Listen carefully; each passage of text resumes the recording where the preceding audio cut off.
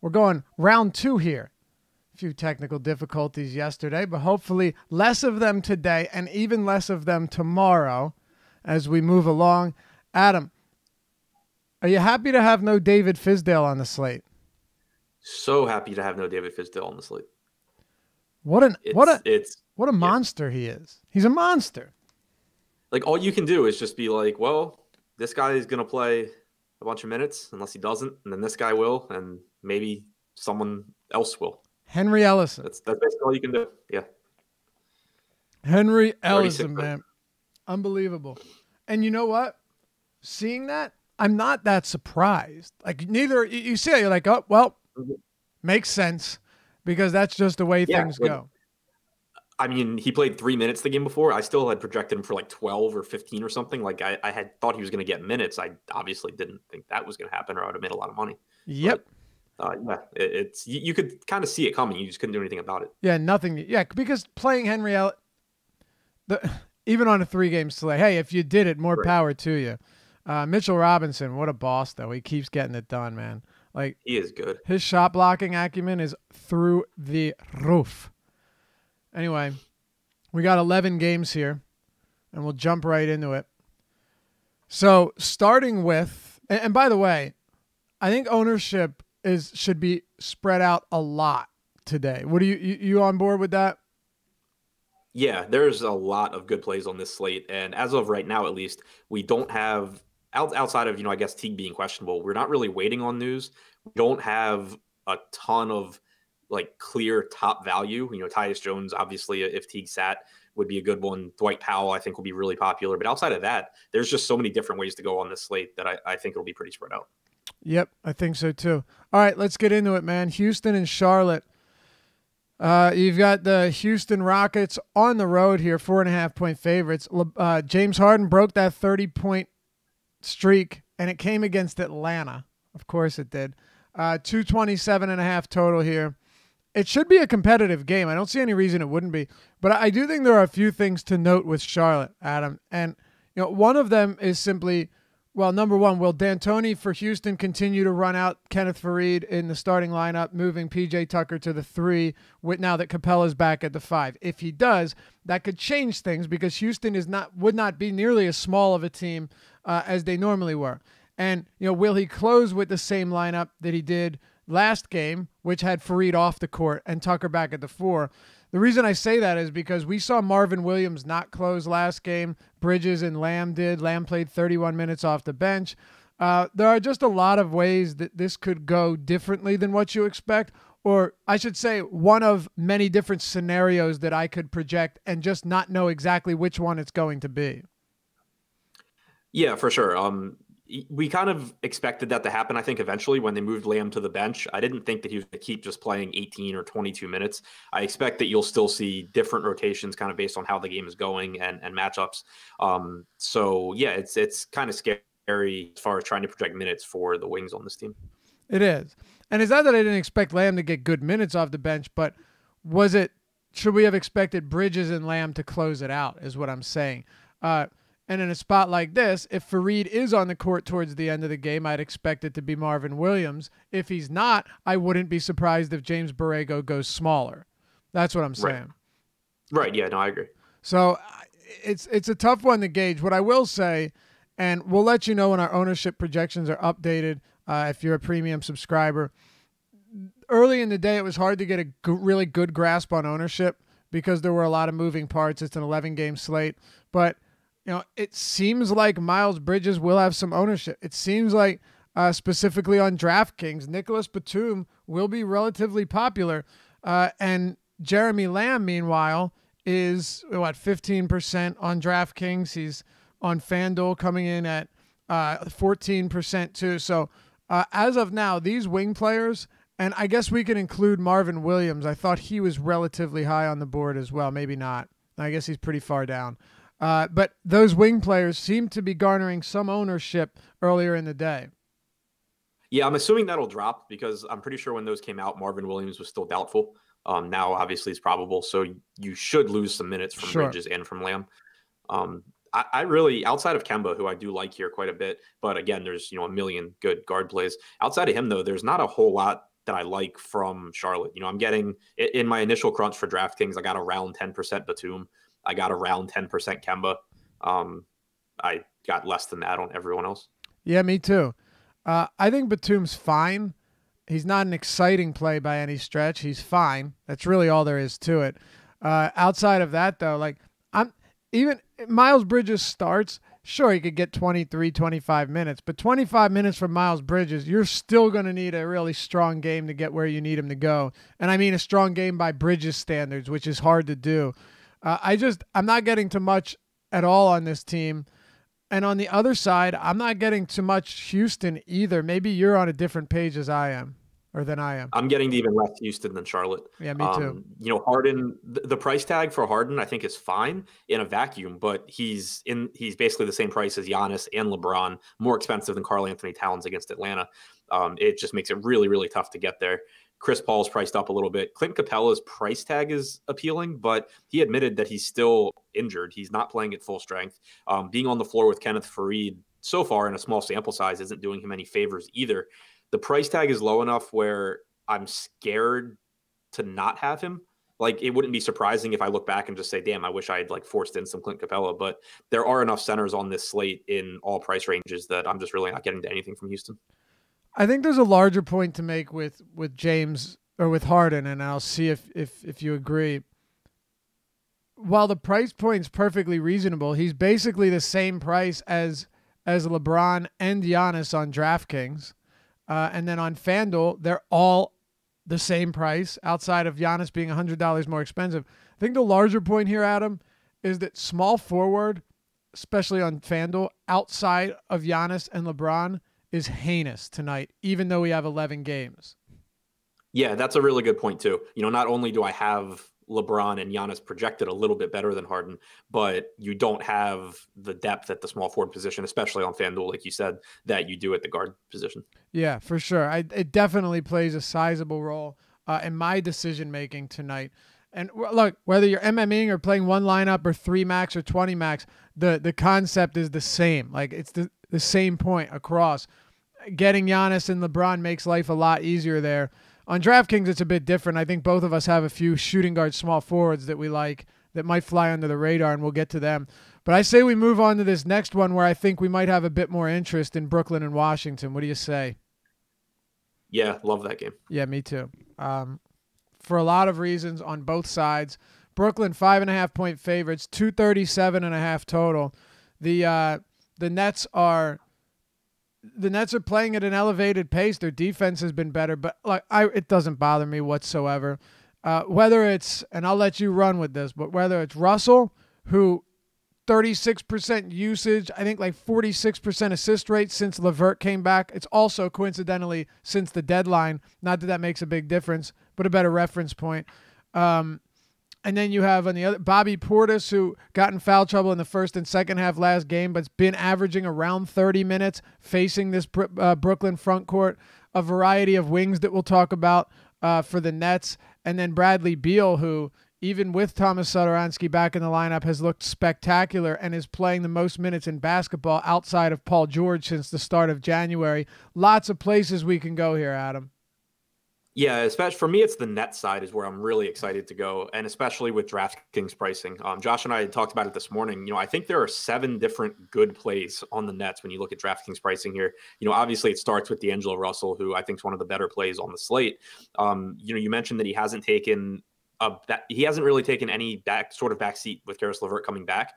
And something that I think is important to point out is that since his return, Karis LeVert has almost a 26% usage rate and almost a 28% assist percentage. So it's not like you're looking at it saying okay, when's Karis LeVert going to start shooting? When's he going to start being involved in this offense? Because he already is. And D'Angelo Russell is still getting his. So that makes me feel better. He's played 35 and 36 minutes in his last couple of games. We're starting to get down the stretch where Brooklyn needs to be winning games to maintain their spot in the Eastern Conference playoffs. So I have Russell projected at 34 minutes. It wouldn't be surprising if he gets a couple more than that, but even at 34 minutes, I get an excellent projection on him. Beyond that, you have Karis LeVert, who has small forward eligibility on DraftKings at 5,800. I have him projected for 28 minutes. I have him as a good play. Both of the centers, obviously don't play Jared Allen and Ed Davis together, but in my initial crunch, between the two of them, I have them combining for about 36% of my 36% exposure on DraftKings, because it's just such a good spot against a Washington team that doesn't rebound well, doesn't play, defense well. Jared Allen should have plenty of opportunity for blocks in this one. Davis has just been a per-minute monster. So both of those guys are obviously good. And then you get to the wings where you don't want to play all of them together, obviously, but Harris, Carroll, and Crabbe are all very inexpensive. They're all facing a Washington team that struggled to defend the three-point line all season long. There should be additional rebounds and stuff like that as well. But it would be more surprising if none of that group has a big game than if, one or two of them do. The times are changing when Brooklyn is looking at a playoff berth and the Lakers, LeBron James, and maybe the Spurs are not going to make the postseason. Yeah, times have changed when we're talking about this Brooklyn-Washington game in late February, and it's Washington just like close, just trying to close out the season, and Brooklyn going for the playoffs. It's crazy. It really is. I got to tell you, though, well, actually, before we move to the Washington side, you said there's 7 potential, strong options here. I know this is a tough question, but I think it's important. How are you prioritizing these guys? We're going to get that question, so we got to answer it now. Russell number 1, then a drop-off. Karis LeVert, Jared Allen, Ed Davis, Carroll, Harris, Crabbe. Okay, fair enough. I have more interest in Washington than you do, it seems. I'll tell you why. Bobby Portis, $6,300 on DraftKings. I think it's a very, very reasonable price point on him here. The matchup in particular, I've said it all season, Jared Allen individually is not a bad defender, but this is still a team that has been ravaged by opposing centers this season. I mean, they're allowing the second most points to the position. They are, getting crushed when it comes to rebounding. Third most points and second most rebounds. If you want to throw fantasy points in there as well, they're allowing the second most fantasy points, and it all makes sense. It's not a surprise as to why this is the case.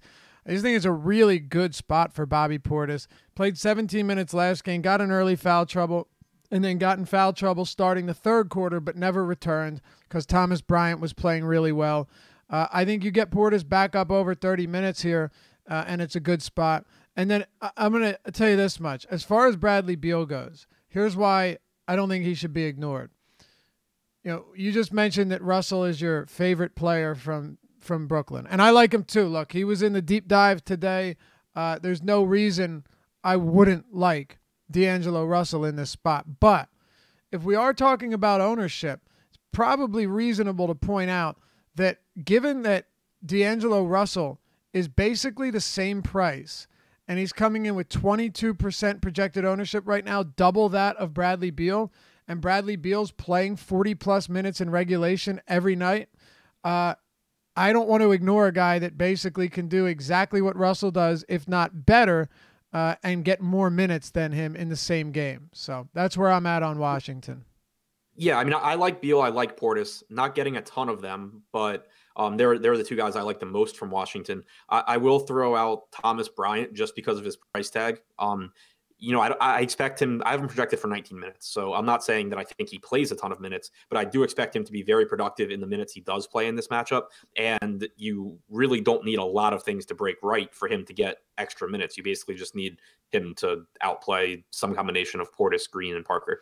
So I think in tournaments, it's not a play that you need a lot of, but the price tag on Bryant's really appealing. The reason I like the Brooklyn side more than the Washington side overall is just that they're kind of similar in that you have a lot of interchangeable pieces on both teams, but on the Brooklyn side, they're just all so cheap that there's not that much risk. Whereas on the Washington side, they're mostly mid-range plays, Ariza at 57, Portis at 63, Parker at 54. Like, you need them to be on the good side of the minutes and then also have a productive game. So I think it's just a little bit easier for them to fail.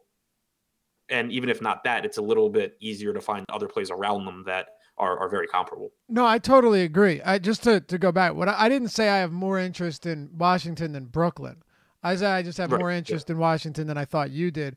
Beal and Portis are my only plays from Washington. I just like them quite a bit. Okay, yeah, that's fair. Especially if Beal's going to be half the ownership of Russell.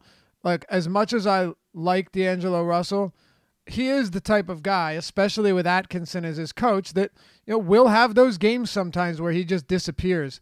We're not playing for safety here, but Bradley Beal is definitely one of those. Like, if you told me you were playing Beal over Russell in cash today, I would 100% be fine with that. I don't care about the ownership being higher on Russell because I think Bradley Beal has a higher floor than Russell anyway. So I just think there are a lot of things about Beal that are pretty conducive to this matchup, especially given the disparity in ownership between him and D'Angelo Russell. All right. Anyone else here? No. All right, let's talk about the Warriors in Miami. Game got kind of interesting when Cousins was ruled out. Warriors 9-point favorites now, 223 total on the road for Golden State. No DeMarcus Cousins. He is out for rest purposes. And I think what stands out to me here is, I want to read this off to you. I'm sure you've looked into it as well, but for the viewers, Curry this season in 220 minutes with Cousins on the court has a 19.9% usage rate and 1.09 fantasy points per minute. With Cousins off the court, 30% usage, 1.39 fantasy points per minute. He's $9,100 on DraftKings. He's $9,300 on FanDuel. And, I know you said you liked Walker. Perfectly reasonable. I like Irving coming off that disgusting loss where Brad Stevens said fuck on live TV. And, there's other guys that you can get to in this range, but no one stands out as a phenomenal play at the top of the point guard position like we usually have it. So when I saw that, and when this is updated again, we'll let you know. When I saw it, Steph Curry on DraftKings had 4% projected ownership. And again, that was before the Cousins news, but I still expect it to be relatively low. And on FanDuel at 10% ownership, his numbers without Cousins are alarming. Or with him, you could say. If we're going to be targeting other point guards in that same tier, I have no problem throwing Curry into the mix either. What are you doing with this game, Adam?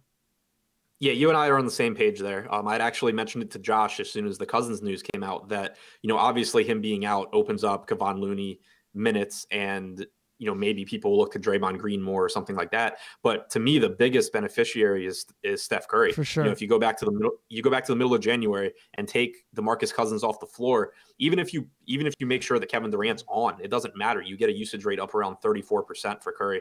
I think it's a huge boost for him. It's not a good matchup, but you're talking about Steph Curry at 9,100 right, without a guy who has just been siphoning production away from him when they play together. And, probably, I mean, definitely at low ownership. How low is obviously a fair question. But on this slate with all the guards there, he's the same price as Kyrie. You have Russell, you have Beal, you have all these guys. It's not like you're going to have some 20% own Steph Curry or something. Right. I mean, I think he'll be higher than the 4% he was at before the Cousins news, but I don't expect him to be very high owned whatsoever. And just to throw this out there, like, if you look at Curry's price tag, so Cousins returned, I think, on like the 18th of January. Look at Curry's salary before that. 10-4, 10K, 10K, 10-2, 10-2, 10-4, 10-1, 10-4, 10-1. I mean, he's clearly a 10K player when Cousins is not on the floor. Yeah, I don't really think there's a question about that. The only arguments you can make against Curry here are it's a tough matchup and it's a massive slate full of similarly priced guards. But I have him projected for more points than Russell. I have him projected for more points than Kyrie, for Beal, like all within a very close range. So it's not like there's a ton of confidence there, but he's my highest projected guy in that range. Yep. Cantor says, don't be safe, Laffy. You guys talking about Beal. I'm not trying to be safe with Beal. All I'm saying is I think Beal has a higher floor and pretty much the same ceiling as Russell. That's what I was saying. So, fair enough. Outside of that, though, Kevon Looney, I don't know. What are we, 24 minutes? That's what he got last time Cousins was out. I'm at 26. It wouldn't be surprising if he got 28. I don't think. Okay. He got in some foul trouble in that last game. Okay. Point like 9.2, 9.1 fantasy points per minute. If you get 26, 28 minutes out of him, you should be pretty happy at near minimum salary. Yeah, he popped into like 15% of my initial DraftKings crunches at 3,300. Yeah, I think that's pretty reasonable. Are you anywhere else on Golden State, though? Draymond at 5,900, I like. I mean, in the context of the slate, I'm not getting a ton of him because, you just have other guys at the position. My initial crunch had about 11% Draymond. So yeah, for me, it's Curry, Looney, Draymond, and then I'm not sure that I got like anything else. Okay. Yeah, me neither. Mostly Curry and Looney. What about the other side when it comes to Miami? I don't think I have any Miami today. Maybe it's a mistake. I just haven't really found it necessary, regardless of what happens with Magruder or James Johnson. What are you doing with the Miami Heat, Adam? Dwayne Wade is my highest owned guy right now at 8%. There you go. Okay. Yep. So I suppose we can move on. Yeah, he might be my only owned guy at 8%. Yeah, it's tough. I went kind of against the grain the other day. I played one. I made sure to have like one Miami player in each lineup, and it was mostly Kelly Olynyk, so it worked out. No, that's wrong. I had Kelly Olynyk and Whiteside, but I avoided most of the guards and other forwards just because I don't know ever what I'm going to get from them. Even with Derrick Jones out and everybody out, it's still like Waiters could play 35 minutes and shoot 10 or 2 for 12 and do nothing outside of that. Dragic is still working his way back, has not looked good. The whole team has just like Olynyk when he gets the opportunity, and then Whiteside when he's priced nicely in a good matchup. It's really what it comes down to. Today, I just don't really see the necessity to get anywhere. I don't really see there being any advantage or leverage to do that. So we'll move. Josh made that point this morning. Like someone in chat was like, Miami played them really good last game, blah, blah, blah. And it's like, that has nothing to do with it. Like I expect this to be a good game. I wouldn't be surprised if Miami pulls it out at home. But the price tags on these guys are just they're elevated because of guys being out for the last couple of games. Those guys, some of them will be back here, Winslow being the big one. And it's an 11-game slate where there are some really appealing games that we're going to get to later. Right, exactly. So the leverage just doesn't seem to be there, and I'm not going to try and force it. Atlanta, Minnesota could be one of those, Adam. We've got the Minnesota Timberwolves 5-point favorites on the road, 236.5 total. It is actually a pace-up spot for Minnesota, but both of these teams, are perfectly fine running the court. We're still waiting on news regarding Jeff Teague with that general knee soreness, or not general knee soreness, knee soreness. And aside from that, Robert Covington is still out. And with Atlanta, it looks like, pretty much everybody that matters is going to be on the court. So I guess we can start with Atlanta. I want to ask you first about Trae Young. Point guard's got a bunch of guys up at the top, whether it be, Curry or Irving or Kemba. Trae Young, since Jeremy Lin left this team, has been ridiculously impressive, man. He's averaging 36 minutes per game, too, and 1.3 fantasy points per minute. Massive usage, massive assist rate. If Pierce is going to keep running him for big minutes, he will be worth that $8K price point. It's just whether or not you want to get to that tonight. Right. I mean, individually, he grades out as a really good play. He's clearly my top play on Atlanta. But, again, it's how does he compare to Kemba? How does he compare to Kyrie and Curry and all of these guys? So D'Angelo Russell. So that's what's keeping him from being any sort of a core play for me. It's not to say that if that's the stand you want to take is, a low-owned Trae Young, then, by all means, go for it. He's just not getting into many of my lineups, at least as of right now, over those other guard options. Right. I'm in the same spot. I really have no issues with him. Like, he's a good play tonight. But do you have him over some of the other guys around him? That's where the decision gets a whole lot tougher. And I just don't think you need to do that. So I'll look elsewhere. But Trae is a good play. Also, on FanDuel, I understand it a little bit more. Irving's 9,800 to Trae Young being 8,400. On DraftKings, Adam, Irving is what, $700 or $800 more expensive than Trae Young. He's $1,400 more expensive on FanDuel. Yeah, definitely a difference there. Anything else though for Atlanta? I know you mentioned before the show that one guy might have popped onto your crunch that you were a little surprised by. No, not Prince. Oh, I'm sorry. I thought you said Who did you say? DFS. Oh. Finney Smith. Why did I hear you say Prince? I guess yeah, me neither. I guess it sounds like Dorian Finney Prince. Yeah, it kind of does, actually. Yeah, I guess. You shook your head, and then you realized a little bit. Torian. Yeah, it does. It does. That's what it. Yeah, it must have been that. That's what it was. Okay, I'm not that crazy. What? Anybody else for Atlanta though? No, I mean I have like a little bit of Dedmon and Collins sprinkled in, but nothing worth like talking about. On the other side, man, you and I have talked about this a whole lot. You brought it up last show, and we saw what happened. With Karl-Anthony Towns, if Jeff Teague is out, I think it makes a much bigger difference than a lot of people realize. Yeah, the assist percentage since the Jimmy Butler trade, without Teague on the floor, Towns has a 24% assist percentage, a 21.5% rebounding percentage, and a 28% usage rate. He really becomes more involved in the offense if Teague is out.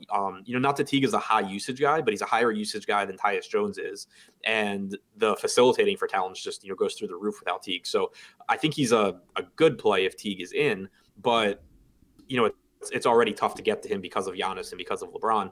If Teague's out, it obviously boosts him up a bit. I would still have him behind those two guys, but certainly a benefit if Teague sits. I think it's a huge benefit if Teague sits. I mean, we've seen what he can do with Teague off the court, and Tyus Jones did have, I'm sure he's 14 potential assists last game, really solid. Doubled up Derrick Rose, who was second in potential assists. So if Teague is out, I don't have an issue with Tyus Jones. I think he'll play another 30, 31 minutes. I have no issues with that. But the big thing for me is if Towns is a good play regardless, like you said. If Teague is out though, I like Towns a lot more. And the reason for this being, Adam, I need a reason to say, oh yeah, I'll just play more Towns.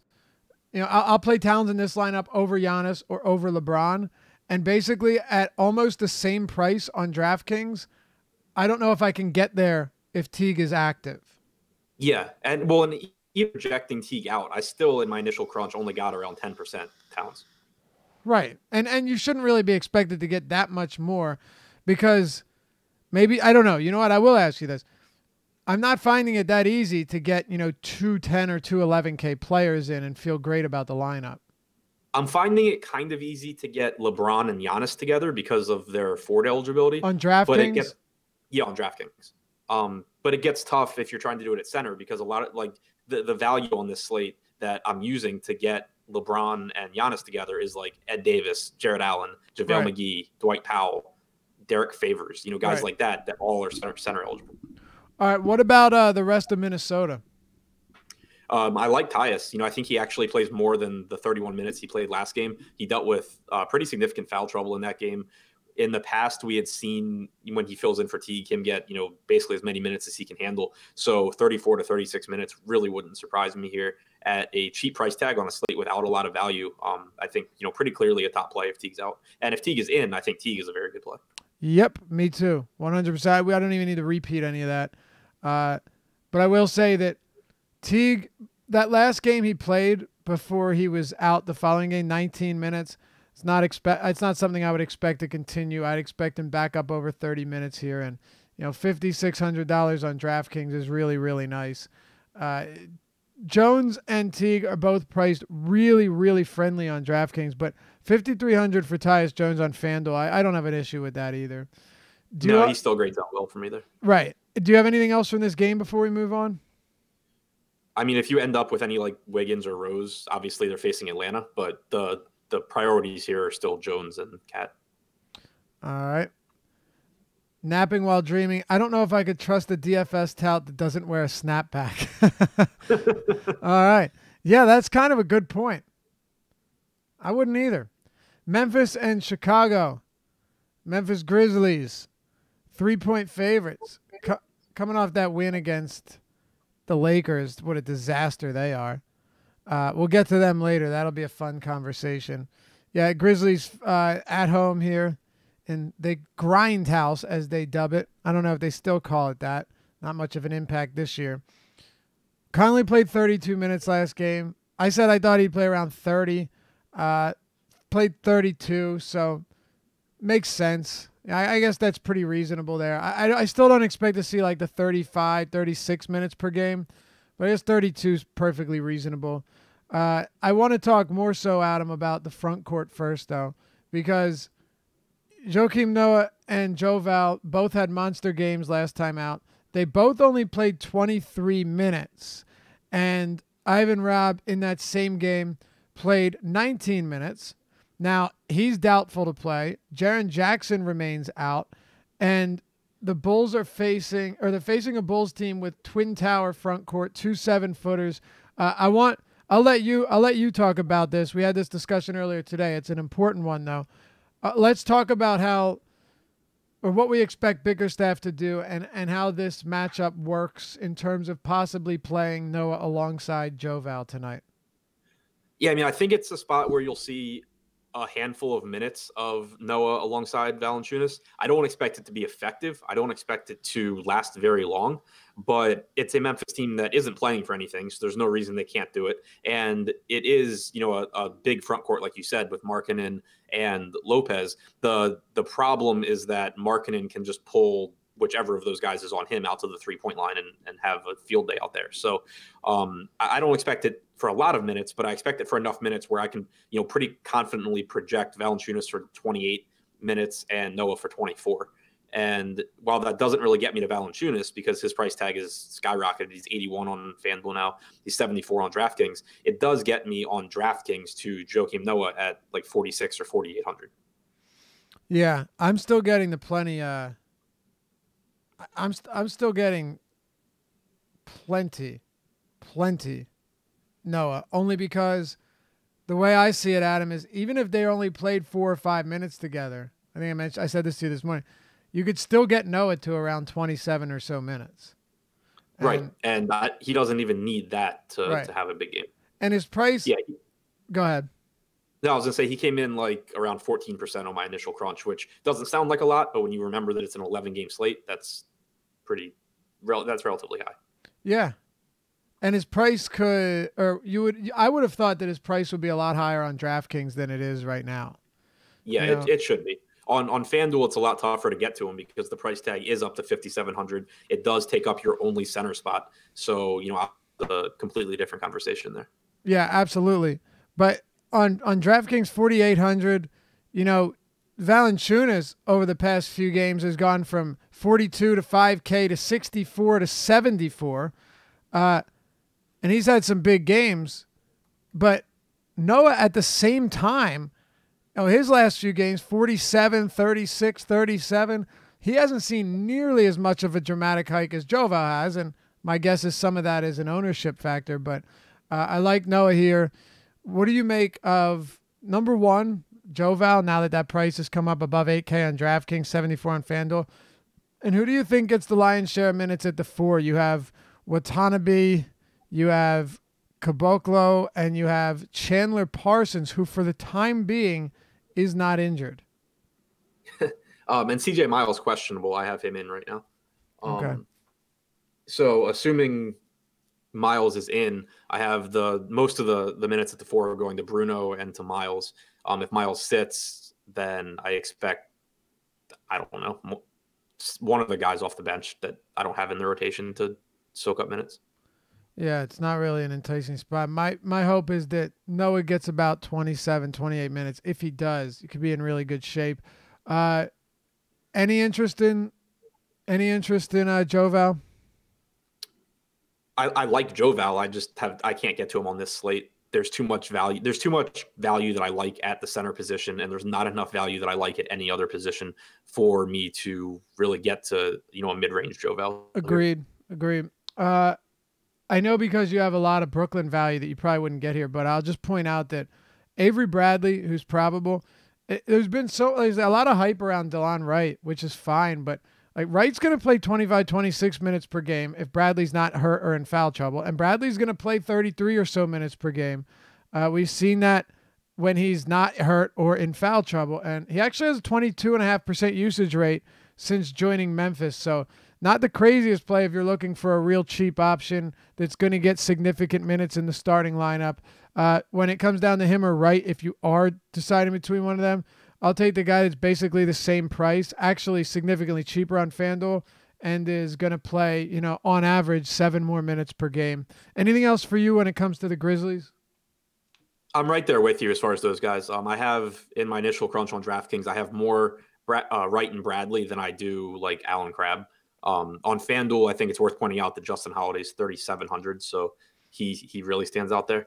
But yeah, I'm with you. Like even playing alongside Conley, Bradley has a 19% usage rate, 14% assist percentage. He's only averaged 0.64 fantasy points per minute, but he has shot absolutely horrible. So the opportunities for him have been greater since coming to Memphis. There's not really about that. Right, exactly. Our ownership did just update, by the way. See what we got here. Some adjustments for sure. As I expected, Giannis, that ownership would come up to be closer to LeBron James. We'll get to both of them later in the show. If you want to get a look, oh man, one guy that just shot up. We're not going to be happy about that. Ah, man. Okay. It's in that Sacramento-Milwaukee game. I know what you're talking about. Yeah. If you want to check out the ownership projections, by the way, you get 50% off, half off your first month at awesomemode.com. Just by using the promo code DeeperDive. One word, DeeperDive. All you got to do is go to the homepage at awesomemode.com, click Join Now, select your plan, whichever one you'd like, and on the next page you'll be prompted to enter a coupon code, enter DeeperDive, and check out. And you get 50% off your first month. You can check out the ownership projections for all of our sports, the rankings, Awesemo, Alex Baker himself, his content, his rankings, our NBA projections, Fantasy Cruncher add-on, the lineup builder, and daily articles from Adam and myself, and Spags, and so much more from Ben Rasta doing PGA and sports betting. I can't get to it all, but whether it be golf, baseball, basketball, NASCAR, NHL, MMA, we've got it all at awesomemode.com. So use the promo code DeeperDive. Come join the family. We got Slack chat too, 24-hour round-the-clock discussion about sports and random stuff. It's fun. All right, what about Chicago, Adam? Not as well, I guess similarly appealing where there's like one guy that I like and then everything drops off. Lauri Markkanen, I think, is still a good play. I mean, he's been playing out of his mind. The rebound numbers are through the roof. The problem is just that there's so many plays on this slate that I still don't get a lot of him. So I wouldn't talk anyone off of him. He is my favorite play from Chicago, but still just not really getting a lot. I'm not getting anything from Chicago, really. And I feel perfectly fine with that, if we're being honest. I got like 5% Markkanen. Yeah, that doesn't bother me whatsoever. I'm okay moving on. Let's talk about Boston and Portland. You've got the Boston Celtics coming off just an like, I get it, Toronto's a good team, but that's just an embarrassing loss. And I found it funny. I searched Brad Stevens' name on Twitter just to see some overreaction because I love that. Like I get a real joy out of that. And, there's people that year before, like, man, he is the second coming. He is our savior. He is the greatest coach ever. And now comments like, man, Brad Stevens is just not a good coach. He's got to go. Now, granted, those tweets were met with responses of, gifs shaking their head and people saying you're crazy, which they are. I mean, Brad Stevens is a very good coach. But it's funny how quickly things can turn, Adam. And the truth is, right now in Boston, this team is struggling compared to what the expectations were this year. They just lost to Chicago, Milwaukee, Toronto. They're on a 3-game losing streak. Lost to the Clippers, the Lakers. They've dropped like 5 of their last 7 games or so. Now they get a home matchup on the second of a back-to-back against Portland. I expect this to be a really good competitive game, and I think Irving plays probably around 38, 40 minutes. I haven't projected at 36 because I don't want to go crazy, but I expect him to play, and he only played 29 last night. I'd expect him to get a lot of minutes. And we're also waiting on the status of Wanamaker and Terry Rozier for whatever that's worth. Yeah, I agree with you, and I think he's a better player on DraftKings, as you had mentioned earlier. Sure. The thing is, like, I haven't projected for 50 DraftKings points, and I still just don't get a lot of him because of the way the slate breaks out at that position. So that kind of makes it tough. I like him, obviously. It's just that I can only play so many guys. Al Horford, I think, on DraftKings, again, not on FanDuel, but on DraftKings, where he's a power forward at 6,300 is fine. Got around 10% of him, but just a game where I think it's going to be a good basketball game, but compared to some of the other DFS matchups we have, it's not that appealing. It's really not. Other than Irving on DraftKings, there isn't a lot that I'm really looking at here on either side. I mean, you can talk Portland if you want. I mean, I think if you want to get to Marcus Smart, if you want to get to like some small exposure to him, fine, whatever. But I don't know, man. This is one of those games where I think you can skip over outside of Irving on DraftKings. Yeah, my highest owned guy on DraftKings is Horford at 11%. McCollum at 9%, Hayward and Irving at 5%. So, yeah. All right. Sorry, I dropped something. Let's keep it moving then. Making good timing here. Been doing pretty good lately, man. Dallas and Indiana. So earlier in the day, Dwight Powell was the highest projected guy on DraftKings. Now he's still one of the highest, according to our awesomemode.com ownership projections. The Dallas Mavericks at home are 1-point dogs. They got a 215 total. Man, I loved Doncic the other day, and I think I'll probably end up with very, very, very little amounts of Doncic today. Understand if you want to play him, no issues with that. But I just haven't found myself getting there. And then on the other side with Sabonis out, I do like Miles Turner quite a bit. I think on DraftKings that price point is really friendly. A good rebounding matchup for a guy that struggles to rebound against a Dallas team that's allowing the third most rebounds since DeAndre Jordan left. Really don't have an issue with that. We'll get your take on this game. But yeah, Dwight Powell expected to be pretty high owned, and a lot of that has to do with the fact that he's played 30-plus minutes in back-to-back games. But man, Rick Carlisle can pull the rug out from under him at any time. Whenever there's high projected ownership on a guy like Powell, I'm generally willing to come in underweight. Go ahead, Adam. Yeah, I mean, Powell's my highest owned guy right now. There is obviously risk, like you said, but he has been playing really well. He basically always does well from a fantasy standpoint on a per minute basis. It's just a matter of getting his minutes. The price tag's just so cheap. And again, there's not a lot of good value on this slate. So he's coming in as my highest guy. I'm higher on Luka than you are. He's in like 20% of my lineups right now. Luka, that is. Yep. I don't like the matchup, but Luka's just that good that I don't really care. I have him projected for 34 minutes. He played 33 last game. He kind of weirdly sat for like 2 minutes at the end of the first half. I think you see him get back to his normal, around 34 minutes here. He's been a 1.4 fantasy point per minute guy since the start of January without Dennis Smith. I don't like the spot. I just like Luka that much that I don't really care about the matchup. Fair enough. With Dwight Powell, I'm going to have some Dwight Powell. There's no question. I just don't see him as this is what I want. He's not power forward eligible anymore, which kind of is not fun. I wish he still had that power forward eligibility.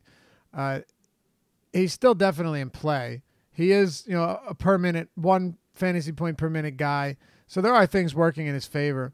But I also don't mind coming in underweight on somebody like him if he's going to be very popular. And I actually wouldn't be surprised to see him come in significantly higher than like 25%. I really wouldn't, because there isn't a lot of standout value on this slate that kind of just slaps you across the face like we've had in recent nights. I mean, think about it. The last like 5 days, man, there has been some wild value and chalk value. Most of it that has paid off. Most of it has smashed. Yeah, there's really not a lot of that tonight. No, 11 game slate, but it's not there. So I think Powell garners a lot of ownership. Anything for you on the Indy side, whether it be Darren Collison or Miles Turner facing that, I'd say, rather weak Dallas front court? I I mean, I like Turner in a vacuum. I like Young in a vacuum. They're my two favorite guys from Indiana. That being said, I'm just getting virtually none of them because basically, like with Turner, it's the same thing as with Valanciunas, where I'm just not really getting to that price range all that much at center. I'm either going cheaper or I'm getting like Towns or Gobert. Um, and for Young, it's kind of the same thing. I am going cheaper or more expensive normally at the power forward position. All right. Do you want to move on from this game? Yeah. Young is my highest owned guy from Indiana. I just double checked. Okay. Any Collison interest? Not really. Point guard's just so good. It is. By the way, Tyreek Evans remains questionable with an illness. So, not to say that matters much, but we'll keep you posted. Trey Burke with an illness, also questionable. San Antonio and Detroit. Spurs, worst defensive rating over the last month. They've been terrible, man. Since the start of February, they're allowing 120 points per game. Not per, 100 possessions, this or that. 120 points per game. It's been a brutal stretch for the Spurs. Granted, they're back home after an 8-game road stretch, but I don't think that's just going to repair all of these weaknesses and all these flaws or warts that they've shown over the past month. The problem is when it comes to Detroit, how much can you really get and how much can you really be confident in? I guess the one guy I'll throw out there would be Blake Griffin, just because I would expect Griffin to go, vastly overlooked, basically, virtually unowned. I think on DraftKings right now, he's coming in around 5%, which is pretty interesting. And it's not a front court that concerns me with the way they've played, but really a wholly unattractive game for the most part, in my opinion. Yeah, I have basically nothing from this game. I know San Antonio has been really bad defensively, and on smaller slates, I'd be looking to attack it with Drummond and with Blake, but I'm not here. Nope. It's really hard to get to. It really is. Blake is just like basically the one guy where if we're talking about this game and I'm forced to talk about somebody, it would be Blake. But on the whole, it's not pretty. And then, Reggie Jackson, as long as Ish Smith's healthy, I can't rely on him to get consistent 30-plus minutes a night, and I don't need to roll the dice on that, especially if you know what? I was going to say, especially if Jeff Teague is out, but it doesn't matter, because if Jeff Teague's in, he's the same price, and if he's out, you have Tyus Jones. Yeah. The thing here is, someone from Detroit probably does have a good game, yep. But if they have, the best game at their position on the slate, I'm perfectly fine with losing. I hear you. And I will say, like I said, I don't expect the Spurs to repair all of these defensive woes in a game, but I wouldn't be surprised to see them coming back home after a month to play better basketball. I really wouldn't. I don't know, even with their poorest defense, if it's necessary to try and be different here. Similar to what we discussed earlier when it came to the Miami Heat. All right, man, let's keep it going then. I said to you today when I was like, I just don't feel like there's as many good options. And I know you said there's a lot of really good options. To me, it just comes down to it's hard. There aren't nearly as many plays on 11-game slate where you'd be just like, man, I love that guy. I love him. Wow, I really love him. But if we are going to say that, it's going to be in some of these final games that we talk about. And yeah, I was going to say I have a few, and they're all coming up. Exactly. What I'm saying, for the sake of being 11 games, it's less than you would expect. Utah and the Clippers. Utah 9.5-point favorites at home. Actually, the biggest favorite on this slate. 227 total here, Adam. And well, it's a very good spot for Rudy Gobert. Let's start with the Utah Jazz. Yeah, so great spot for Gobert. Love the DraftKings price tag at 8,200. I don't remember what he was on FanDuel. I'm pulling it up now. I think Josh liked it this morning. Gobert's super expensive on FanDuel. Okay, I knew it went one 90 way or the other. 9,700. Okay, yeah. So I like the DraftKings price tag at 8,200. The thing that keeps me from getting like tons of Gobert is again just how many high upside cheap centers there are on the slate. But he is my highest owned not cheap center on DraftKings. Awkward way to word that, but yeah. Um, so I like him. And then obviously, you have Derrick Favors, who projects as one of the highest owned players on the slate, but he's only 4,600. He's averaged 1.2 fantasy points per minute over the last month. He's in a nice spot here. If I project him for 24 minutes, I still get him as a really good play. And the same goes for Ricky Rubio, who is a nice mid-range point guard option. Played 36 minutes last game. I have him projected for 34 tonight just to be, somewhat safe, but it's a perfectly fine spot for him. It's a nice spot overall for Utah. I have trouble thinking Rubio doesn't pay off his price tag. And I mention it basically every time that Utah is at home in a game that could very well blow out. Quinn Snyder generally does a pretty good job as long as the game is remotely as long as he's not embarrassing the other team by having these guys out there, as long as it's not like a 30-point game, he does a pretty good job of keeping these guys on the floor. Even if you go back and look at their last game against Dallas, they won 125 to 109 at home, and Dallas pulled their guys with like 2 to 3 minutes to go. Mitchell, Rubio, Gobert, those guys all finished out the game for Utah. Rubio still ended up with like 36 minutes. So whatever blowout risk people may have here, I think is mitigated by Quinn Snyder's history of leaving these guys in. I want to talk about something for a second.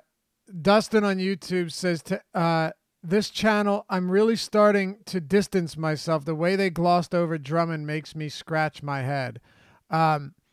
There's 11 games to talk about. We're talking about all of the centers we like. There's no glossing over here. If you like Drummond, you like Drummond.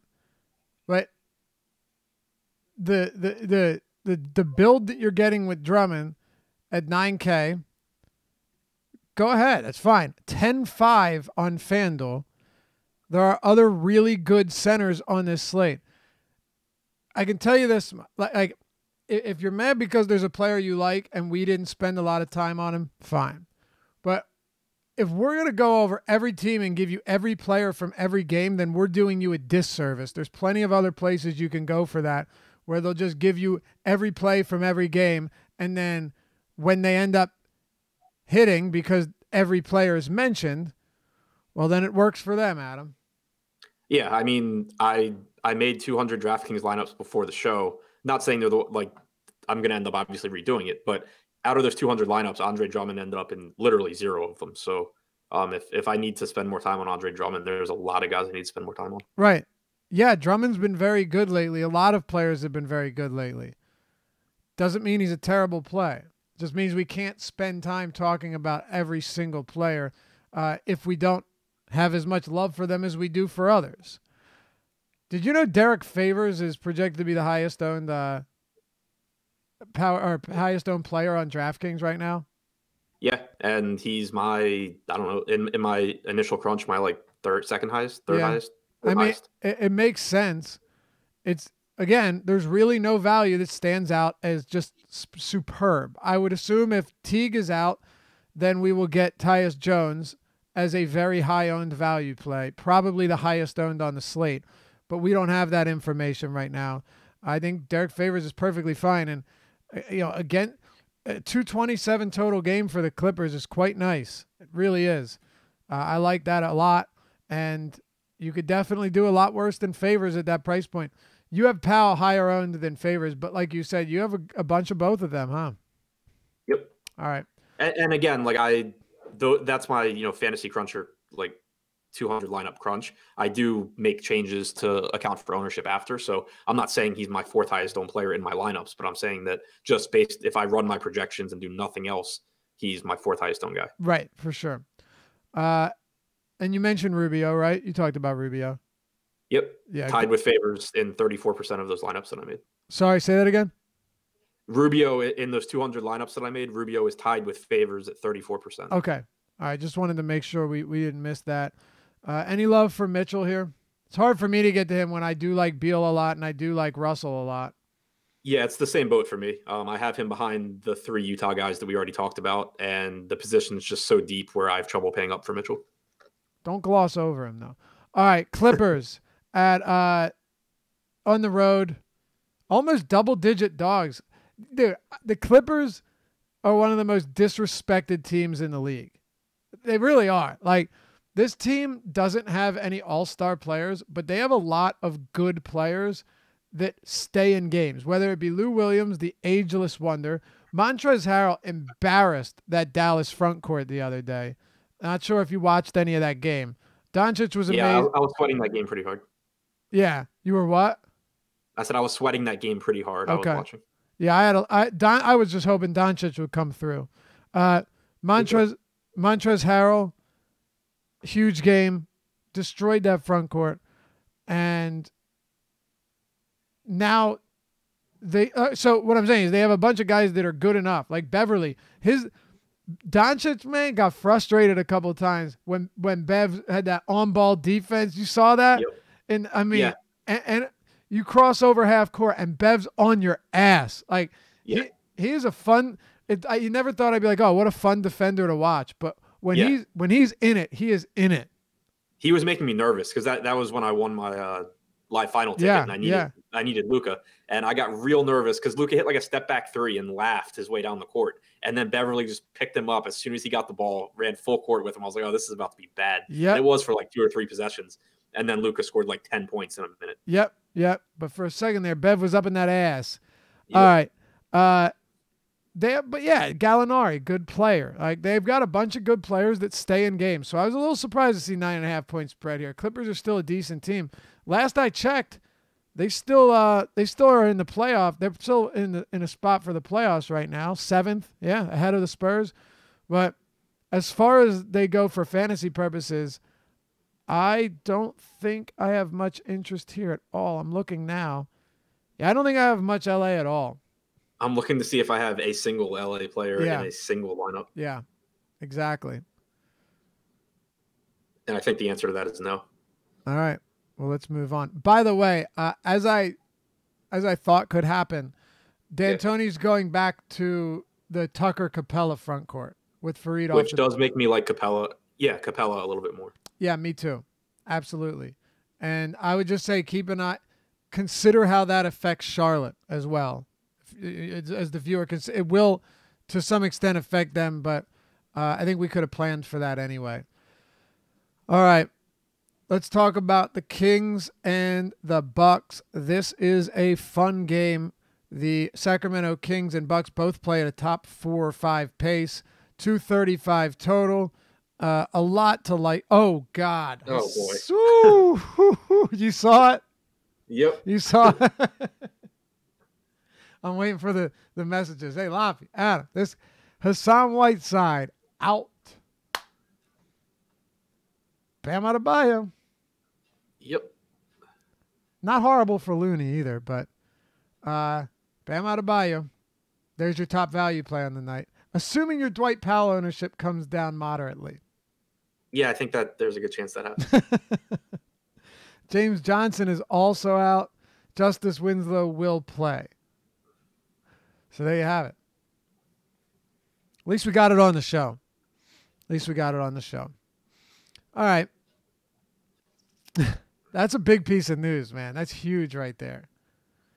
That changes a lot. Let's keep it going. Yeah.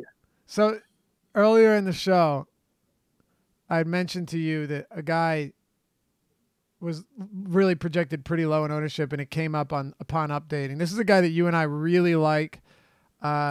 We talked about him prior to starting the show. Buddy Hield is the second best three-point shooter in the league this year, Adam. Not behind Curry, behind Joe Harris. And the Bucks allow more three-point attempts to any team in the league, play at a fast pace. They are a very good defense, but you're also getting a very solid price decrease or just very solid salary on Buddy Hield tonight. It's tough not to like him. Yeah, I mean, this is my favorite game on the slate as far as, just where I'm getting my most owned guys from, that and Utah. But, I just think it's a really good spot for Hield. You should see 33, 34 minutes for him. He's got, usage rate between 25 and 26% over the last month. And like you said, Milwaukee allows a lot of 3-point attempts, they have not been good at defending them either. It's not like they're middle of the league, right? I think they're middle of the league. I think they might be bottom third. Is that right? Either way. Okay. You could be right. But either way, they haven't been like they've been a very efficient overall defense, but that has not been their strong suit. And, like you said, Buddy's an excellent 3-point shooter. So I like him a lot. You have Marvin Bagley, who I assume stays in the starting lineup. Scary matchup as far as, foul potential goes dealing with Giannis, but he's been absolutely phenomenal, basically 1.2 fantasy points per minute. And his price tag is rising, but hasn't gotten that high yet. So both of those guys really stand out to me from Sacramento. By the way, you're right. They are 19th, so the 11th highest 3-point percentage allowed. Yeah. So, close to bottom third. They have not been very good. Hey, by the way, one thing that is really nice about Adebayo is he is power forward eligible on DraftKings, and on FanDuel, he is power forward. That is a huge deal. Now, it doesn't really matter much because he's going to be owned everywhere. But if you are still trying to get your Powells and your Noahs in there, it makes it easier to get all three of them and stack a lineup elsewhere. Adam, what are your thoughts elsewhere when we come to the Sacramento Kings, not named Hield? Because I think we spent a good amount of time on him for good reason.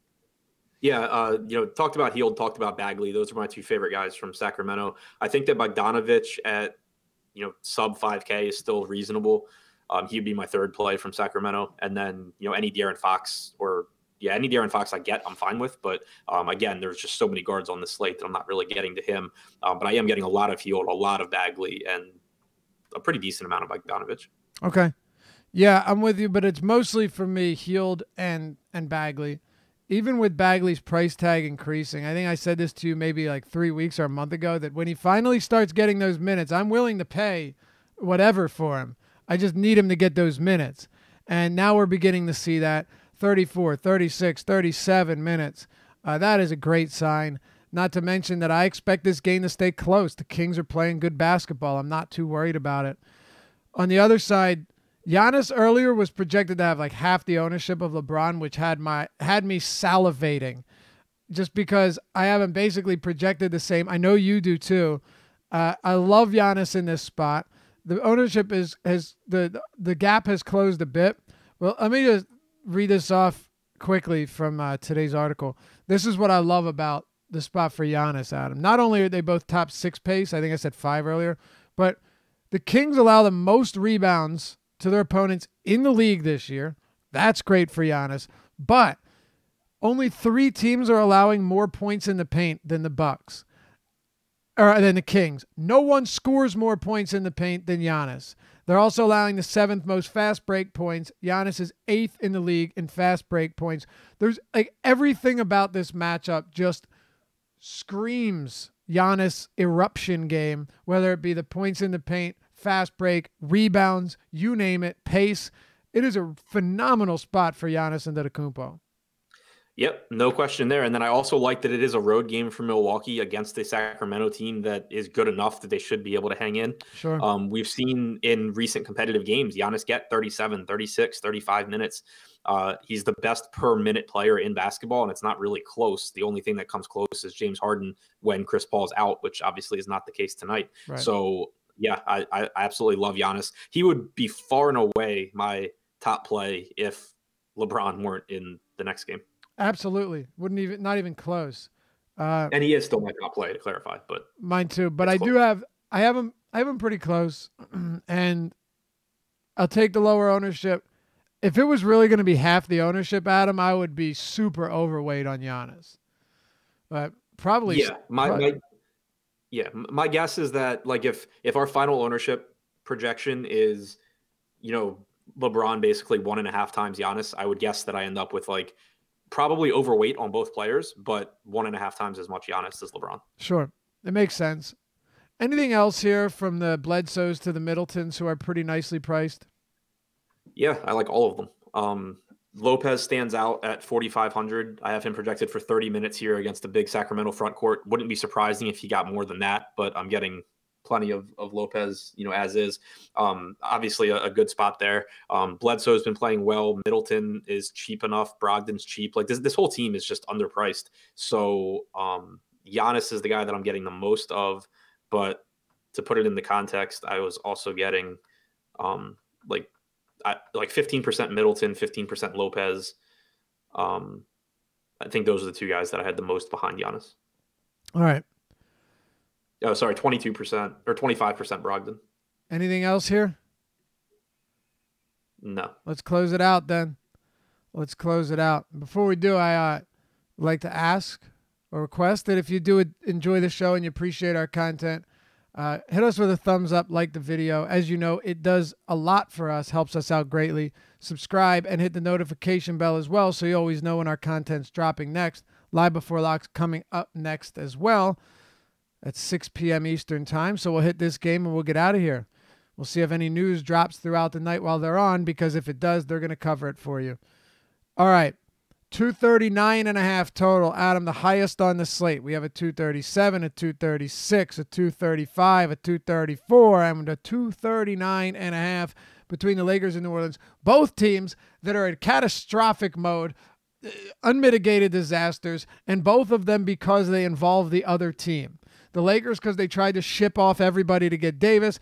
The Pelicans because they said, no, thank you. We're good. We'll wait until the summer. And now both of them internally straight turmoil.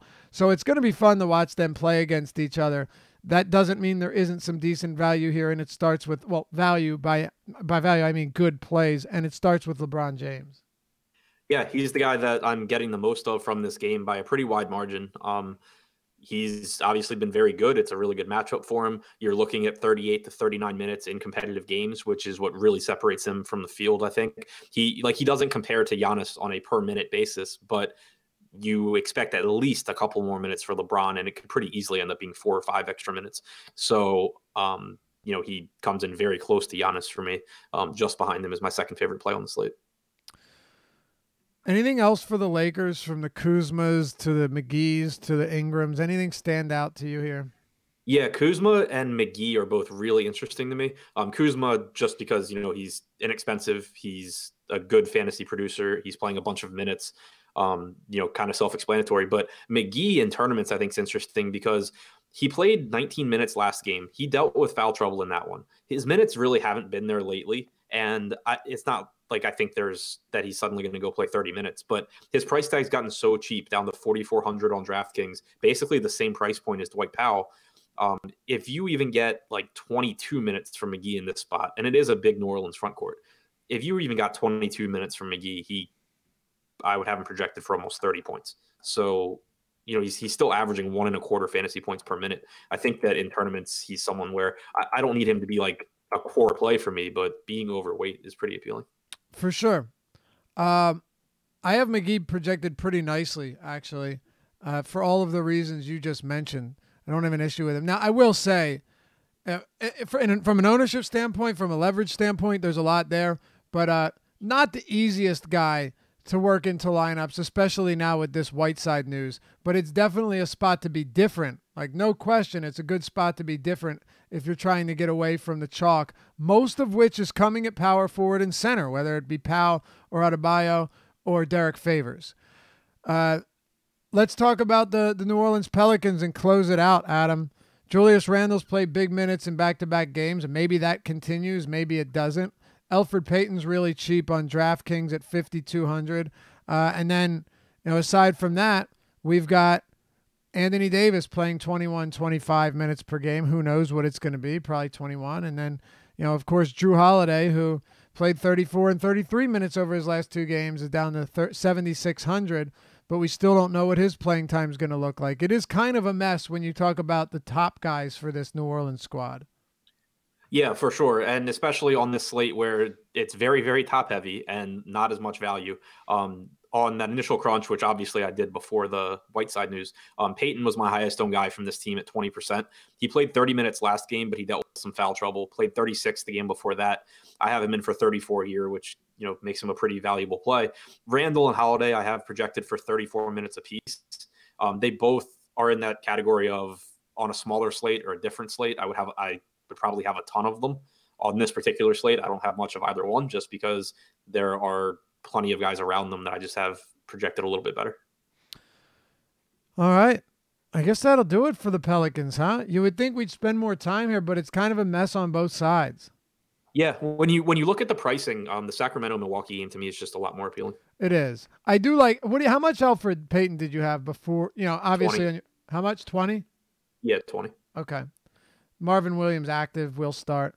Yeah, 20. That's about right. I don't know if you need to get much more than that. Holiday's interesting because if he plays 34 minutes against the Lakers, boy, it is a good spot. But there's just no guarantees. The same can be said for Randall. I don't know. If Randall plays 35 minutes against this front court, you could get huge numbers from him, but we're still left without knowing. So you want to sprinkle them into tournaments, it makes sense. But I'd stay away from most of these guys in cash lineups. That'll do it for us. Stick around. Fly Before Lock coming up next. Thanks as always for watching. Hit that thumbs up before you leave. And we'll see you back here tomorrow on the Deeper Dive. Good luck tonight, everyone.